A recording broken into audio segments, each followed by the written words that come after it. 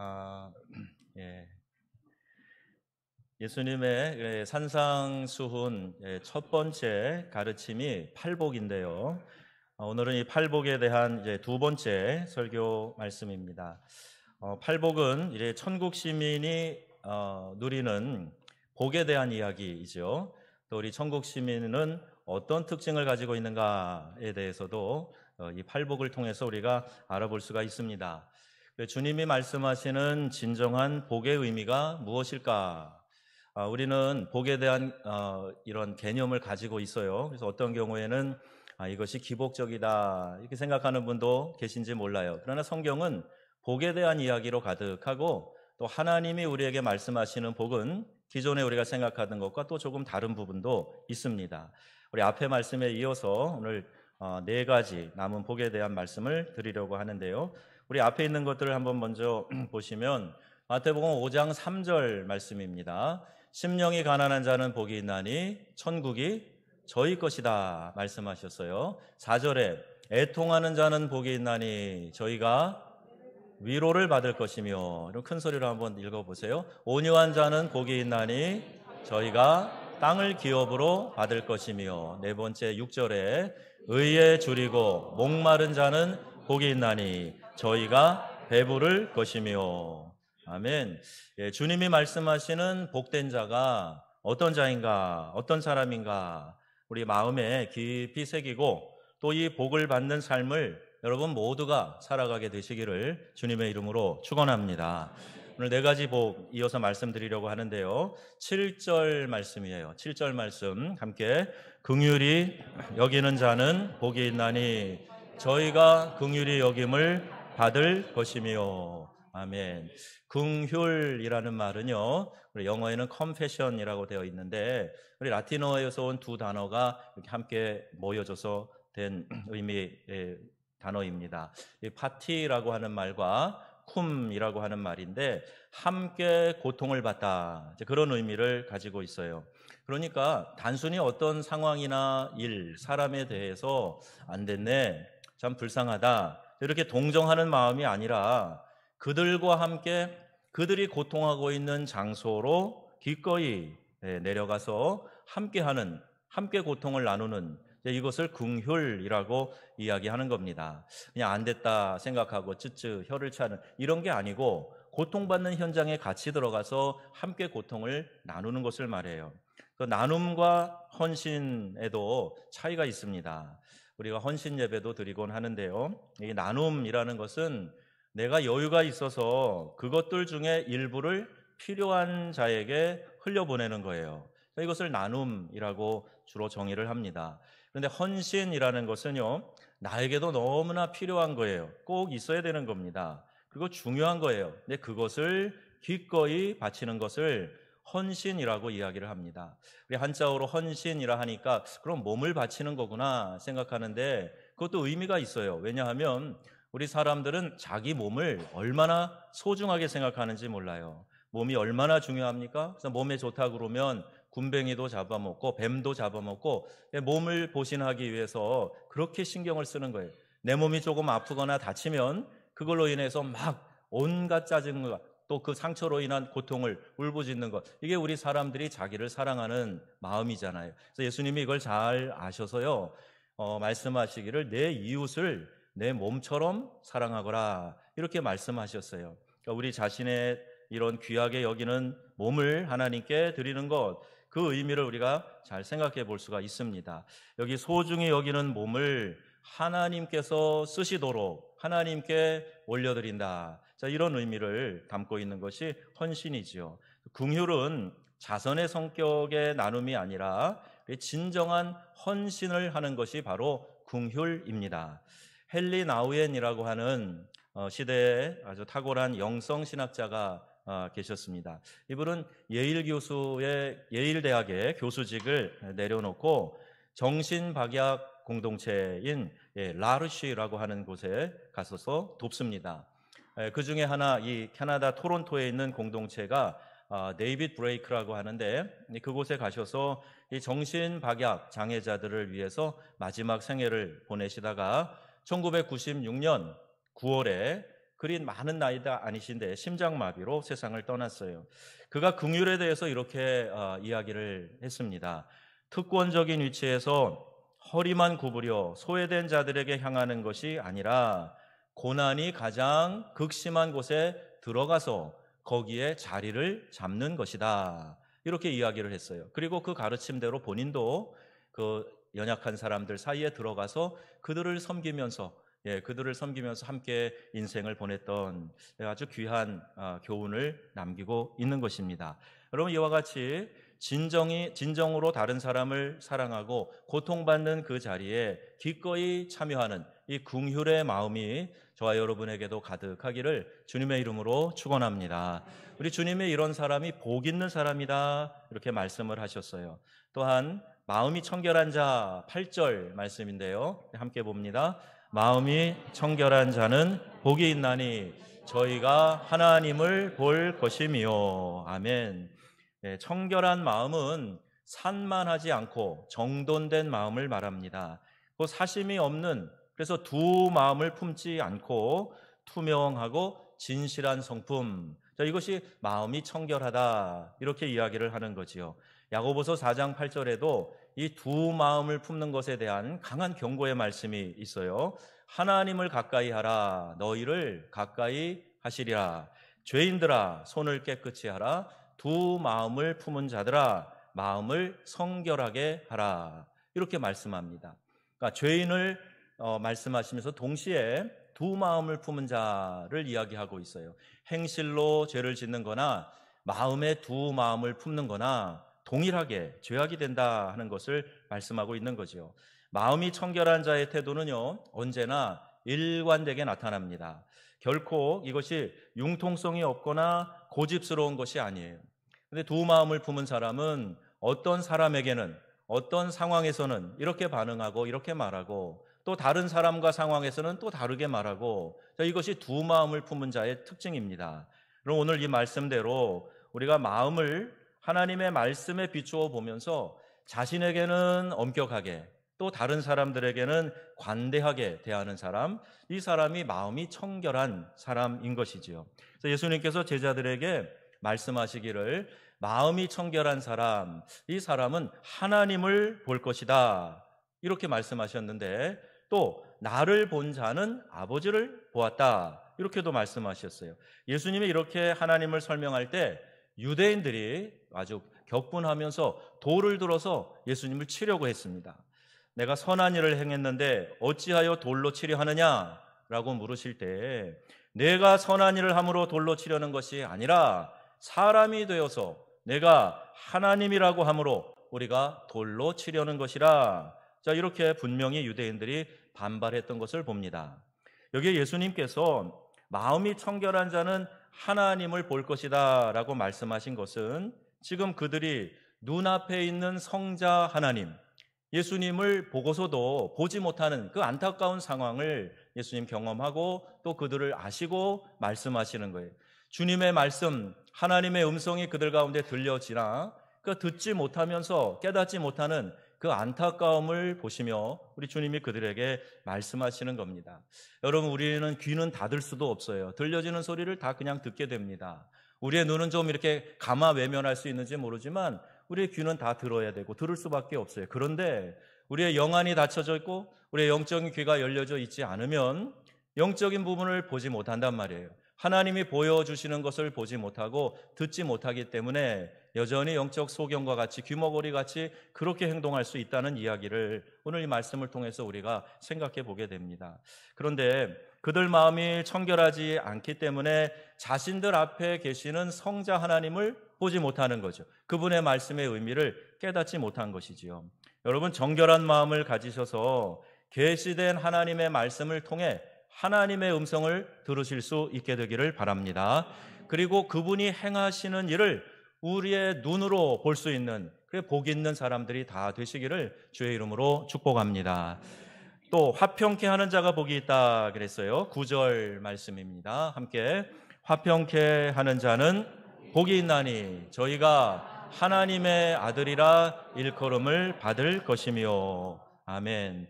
화평이라는 말이 우리 구약성경 언어인 히브리어에는 샬롬이라고 되어 있죠. 또 이것을 평화, 영어의 peace라고도 이야기를 합니다. 화평은요, 개인이나 공동체 생활에서 정신적, 육체적, 또 물질적으로 완전하고 충족된 상태, 이것을 화평이라고 말해요. 그러니까 개인적인 샬롬이 아니고요, 화평이 아니고 공동체적인 화평을 말합니다. 나는 지금 막 배가 불러도 내 옆에서 굶어 죽어가는 사람이 있으면 그건 샬롬, 화평이 아니에요. 그러니까 하나님은 이 공동체 안에서 서로를 돌보는 가운데 화평케 하는 자가 복이 있다. 그들이 하나님의 아들이라 일컬음 받을 것이다. 이렇게 말씀하시는 겁니다. 또 여기에 이 관계의 화목과 또 안정된 삶의 평온, 이런 것을 화평이라고 이야기하시는 거예요. 그러므로 화평케 한다는 것은 부족함을 채워주고 또 온전하지 못한 관계를 회복시켜 주는 것, 이것이 화평케 하는 자입니다. 화평케 하는 자가 복이 있다 그랬는데 원어에 에이레노 포이오이라고 하는 단어예요. 영어에 이것을 뭐라고 번역했냐 하면요, 피스메이커라고 되어 있어요. 앞에 피스는 화평, 평화라고 말씀드렸는데 그것을 만드는 사람, 화평을 만드는 사람이 복이 있나니 그들이 하나님의 아들이라 일컬음을 받는다, 이 뜻입니다. 신약에서 유독 이곳에서만 특별히 사용하고 있는 단어인데요, 이것을 종교개혁자 장 칼뱅이 이렇게 정의를 해요. 이 말은 평화에 대한 열정을 가진 자들, 곧 할 수 있는 모든 다툼을 피하고 더 나아가서 타인들 사이에 일어나는 분쟁을 수습하려는 노력을 아끼지 않는 사람, 그 사람을 피스메이커, 화평케 하는 자라고 이렇게 정의하고 있습니다. 여러분, 성경은 우리에게 너희는 화평케 하는 자가 되거라 이렇게 말씀하고 계세요. 어느 공동체에 내가 들어가면 그 공동체 분위기가 부드러워지고 좋아지고 화평케 하는데 내가 역할을 한다면 화평케 하는 자입니다. 근데 어떤 분들은 내가 있는 공동체는 자꾸 싸움이 일어나요. 다툼이 일어나고 갈등이 일어나. 그러면 여러분, 화평케 하는 자가 아니고 혹시 분쟁의 불씨일 수도 있다는 거예요. 그래서 우리 모든 예수 믿는 사람들은 이 화평케 하는 자가 되라, 이것이 복 있는 자다 말씀하신 주님의 말씀에 귀를 기울여서 화평케 하는 일에 힘쓰는 성도님들이 다 되시기를 바랍니다. 이 말은요, 자기의 마음속에 화평을 가진 자, 어거스틴은 이렇게 해석을 했어요. 그러니까 화평의 마음을 갖고 있어야 다른 사람들에게 가서 공동체에 들어가서 그 공동체를 화평하게 만들 수 있다, 이런 해석이 되기도 합니다. 그리스도는요, 죄로 단절된 하나님과 우리 사이를 화평케 하시기 위해서 이 땅에 오신 거예요. 그 십자가의 의미가 하나님과 우리 사이에 깨어진 관계, 끊어진 관계를 이어주시고 그분이 친히 화목 제물이 되어서 그의 생명을 바쳐서 제물로 하나님께 드려지고 하나님과 우리 사이를 연결시켜 주셨다 하는 거예요. 그리고 우리에게 너희는 화평케 하는 자가 되거라, 이렇게 말씀하셨어요. 그러니 여러분, 이것은 선택도 아니고 우리가 외면할 수 있는 것도 아닙니다. 저와 여러분 모두에게 화평케 하는 자의 사명이 주어졌다 하는 걸 생각하고 이 직임을 잘 감당해서 하나님의 일을 하는 모든 성도님들이 다 되시기를 바랍니다. 또 10절에 이외 이렇게 하는 사람이 복이 있다 그랬는데요, 10절 말씀입니다. 의를 위하여 핍박을 받는 자는 복이 있나니 천국이 저희 것임이라. 아멘. 의를 위해 핍박을 받는다 그랬는데 여기에 의가 무엇을 말합니까? 여러분, 이 의는요, 여러 상황에 따라서, 내 정치적인 입장에 따라서, 내가 사는 지역에 따라서, 내 신념에 따라서 의를 좀 다르게 정의할 수 있어요. 문화에 따라서 의가 좀 다르게 정의되기도 합니다. 나는 이것이 반드시 옳다고 주장을 하는데 다른 또 그룹의 사람들은 그것이 아니고 이거라고 주장할 수도 있단 말이에요. 그러니 여기서 말하는 의가 우리가 흔히 생각하는 정의, 옳은 것, 이것이라고 보기에는 어렵습니다. 그러면 이 의가 무엇입니까? 그 다음 11절을 보면 구체적으로 말씀하고 있는데 11절 말씀에 뭐라고 되어 있어요? 나로 말미암아 너희를 욕하고 박해하고 거짓으로 너희를 거슬러 모든 악한 말을 할 때에는 너희에게 복이 있나니. 아멘. 핍박의 구체적인 내용도 나오고 의의 구체적인 내용도 나와요. 그러니까 의가 누굽니까? 여기 나가 누구죠? 예수 그리스도를 말씀하는 거죠. 나 때문에 나로 말미암아 누군가 너희를 욕하고 박해하고 거짓으로 거스리고 악한 말을 할 때 너희에게 복이 있나니, 이 말씀이에요. 그래서 여러분, 주님을 위하여 받는 고난을 부끄러워하지도 마시고 그것으로 인하여서 낙심하지도 마시고 자랑스럽게 여기시기를 주의 이름으로 부탁합니다. 이거 우리 하나님께서 말씀하신 복 있는 자이기 때문이에요. 예수님께서 핍박을 대신 우리를 위해 받으신다, 그런 의미도 있어요. 왜냐하면요, 우리가 예수님을 따르는 성도는요, 이 땅에서 핍박을 당하지만 그와 영적인 신령한 공동체로 묶여 있으신 예수님이 그 핍박을 대신 당하는 것으로 이렇게 성경에 표현하고 있기 때문에 그렇습니다.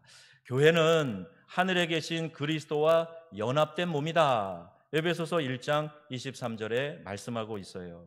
그럼 바울이 사울이라는 이름으로 유대교에 심취하여 있을 때 그가 교회를 얼마나 심하게 핍박했는지 모릅니다. 믿는 자들을 잡아 옥에 가두고 심지어는 죽는 데 내어주는 데까지 그가 막 열이 나가지고 믿는 사람, 예수당을 잡으러 쫓아다녔어요. 저 230km 이상 떨어져 있는 다마스커스에 그리스도인들이 있다라는 소식을 듣고 대제사장에게 가서 체포영장을 받아가지고 그들을 잡으려고 지금 쫓아가고 있습니다. 그 가는 길에서, 그 도상에서 부활하신 주님을 만나요. 밝은 빛이 그에게 비치게 되어서 보지도 못하고 그 자리에 꼬꾸라집니다. 그리고 마치 하나님이 그를 지명해서 말씀하시는 것처럼 그의 귀에만 들려지도록 말씀해 주고 계셔요. 뭐라고 말씀하십니까? 사울아, 사울아, 내가 어찌하여 나를 핍박하느냐. 사도행전 9장에 그렇게 말씀하고 계시는 거예요. 그러니 주여 뉘시오니까 나는 내가 핍박하는 예수라, 이렇게 말씀하셨어요. 아니, 이 사울은요, 예수님을 만나지도 않았습니다. 예수님을 핍박했다니 그게 무슨 말씀입니까? 이제 그런 뜻이겠죠. 그런데 보세요, 여러분. 지금 예수 믿는 사람들, 그 신앙의 작은 공동체 교회, 이제 막 태어나서 자라고 있는 어린 교회를 핍박하는 이 사울에 대해서 왜 네가 나를 핍박하냐? 주님이 이렇게 말씀하고 계시는 겁니다. 이것을 보면 우리가 주님을 따르면서 오는 이런 핍박 앞에 좌절할 이유가 하나도 없어요. 우리가 예수님과 연합한 존재이기 때문에 누군가 우리 교회를, 누군가 나의 신앙을 건드리고 핍박하는 것 우리 주님이 다 아시고 주님이 대신 핍박당하시는 것처럼 여기신다. 자, 이렇게 말씀하고 계시는 것 아니겠습니까? 주님께서 우리를 지켜주실 것이기 때문에, 또 마태복음 28장에 나와 있는 것처럼 교회는 음부의 권세를, 이 어둠과 사망과 죽음과 마귀의 권세를 능력으로 이길 수 있다고 말씀하시기 때문에 우리가 이 고백 가운데 교회를 핍박하고 또 상처를 내고 예수님 하는 것이 곧 예수님을 핍박하는 것이다, 이렇게 믿고 고백하는 거예요. 세상은요, 그것을 잘 모르고 핍박을 합니다. 그러나 우리는 낙심할 이유가 하등 없지요. 지금도 기독교 박해 지역에 가면요, 예수 믿는다는 것 때문에 옥에 갇히고 또 예수 믿는 것 때문에 모든 재산을 빼앗기고 가족과 생리별하고 또는 죽음에 이르는 자들이 많이 있어요. 오픈도어 선교회가 그 기독교 박해 지수를 이렇게 세계에 공개하면서 어려운 지역들을 소개하고 있습니다. 지금도 예수 믿으면 내가 생명을 내걸고 그렇게 예수님 앞에 나가는 사람들 많이 있단 말입니다. 여러분, 우리 한국에서 내가 예수 믿습니다, 내 교회 다닙니다, 그러면 이런 핍박이 있나요? 아니요. 교회 나올 수 있어요. 그러면 핍박이 없습니까? 아니요. 여전히 있습니다. 예수 믿는 것 때문에 받는 보이지 않는 불편함들, 불이익들이 있어요. 직장에서도 있고 가정에서도 있습니다. 요새는요, 이 사회적인 압력이 예수 믿는 것에 대한 핍박으로 나올 때가 있습니다. 이번 코로나19 사태를 보면서도 그런 부분들을 간혹 느끼기도 하고요. 또 우리가 예수 믿고 함께 예배하는 이런 모임조차도 무엇인가 눈치 보고 또 부끄러워하는 그런 마음이 들도록 만드는 이런 사회 분위기 역시도 또 하나의 핍박의 종류가 아닐까, 이렇게 생각할 수 있는 겁니다. 여러분, 이 시대에도 그 어떤 경로로도 그 어떤 몰상식한 사람들이 교회를 핍박하고 흠집낸다고 할지라도 교회는 그리스도의 몸이고 교회는 예수 그리스도께서 친히 피 흘려 세우신 곳이고 교회는 음부의 권세가 미치지 못하는 하나님의 거룩한 곳임을 기억하셔서 조금도 흔들리지 않고 믿음으로 전진하는 귀하고 복된 교회 우리 성도님들 다 되시기를 주의 이름으로 축복합니다. 낙심할 이유가 없다는 거예요. 오히려 하나님이 함께 하심으로 주님으로 인하여 위로를 받아야지요. 여러분, 우리는 하나님께서 인정하시는 삶을 살기 위해서 어떠한 핍박과 불이익, 손해도 감수하는 헌신의 마음을 우리가 함께 가져야 할 것입니다. 정당하게 하나님의 말씀을 쫓고 그로 인해서 찾아오는 어떠한 핍박에도 굴하지 않는 믿음의 성도님들이 다 되시기를 주님의 이름으로 축원합니다. 오히려 내가 주님의 몸된 교회를 건강하게 세워가는데 내 자신을 헌신해서 주님께 올려드리겠다, 이런 마음을 가질 때 하나님이 기뻐하시고 하늘의 상이 클 줄로 믿습니다.